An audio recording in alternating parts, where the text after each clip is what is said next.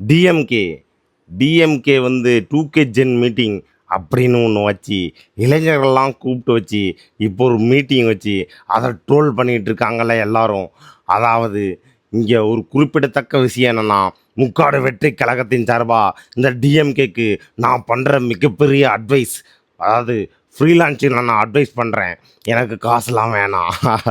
அதாவது டிவிக்கு இளைஞர்களை வச்சு தானே எங்களை ஜெயிச்சிங்க, அதனால் நான் இளைஞர் பட்டாளத்தை கூட்டுறேன் அப்படின்னு சொல்லி டிஎம்கே மீட்டிங் வைக்கிறது தப்பு இல்லை ராசா. அந்த டிஎம்கே மீட்டிங்க்கு அதாவது 2K ஜென்னோட தலைவர் இன்பநிதி இந்த மாதிரி ஒரு போஸ்டரை நான் பார்த்தேன். அதாவது டிஎம்கே மேலே திமுக மேலே இருக்கிற மிகப்பெரிய குற்றச்சாட்டு வாழையடி வாழையாக, அதாவது யாருக்குமே, அதாவது இந்த விசிக்கு, அதாவது சின்ன சின்ன கட்சிகளுக்கெல்லாம் ஆட்சியில் பங்கு தராமல் இருக்கிறது நம்பர் 1. அடுத்து நம்பர் 2 தான். அது நம்பர் 1 பிரச்சனை என்ன தெரியுமா? காலகாலமாக ஒரே குடும்பம் மட்டும் ஆட்சி புரிகிறாங்க அப்படின்ற ஒரு பிம்பம்லாம் இல்லை, உண்மைதான். அந்த உண்மையை வந்து மக்கள் வந்து எனக்கு ஒரு மாற்றம் வேண்டும், என்ன காலங்காலமாக குடும்பமே ஆட்சி புரியுறாங்க அப்படின்ற ஒரு திங்கிங் இருக்குது.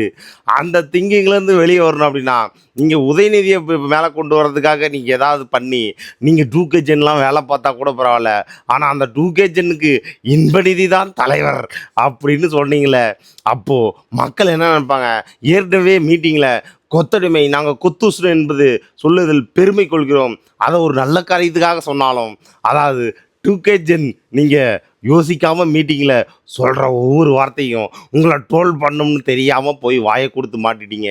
இப்போ இந்த 2K ஜெனுக்கு தலைவரே இன்பநிதி தான் அப்படின்னு சொல்லும்போது இங்கே மக்கள் மத்தியில், இங்கே இளைஞர்கள் மத்தியில் என்னடா இது, இதை எதிர்த்து தான் நாங்கள் வந்து விஜய் அவர்களுக்கு ஓட்டு போட்டோம் அப்படின்னு நினச்சி திரும்பியும் அது புட்டுக்கிறதுக்கு வாய்ப்பு இருக்குது. மீட்டிங் போட்டு நீங்கள் மைக்கு பிடிச்சி கத்துறீங்க, நீங்கள் திமுக உயிர் தள்ள வேண்டும் என்று கத்துறீங்க.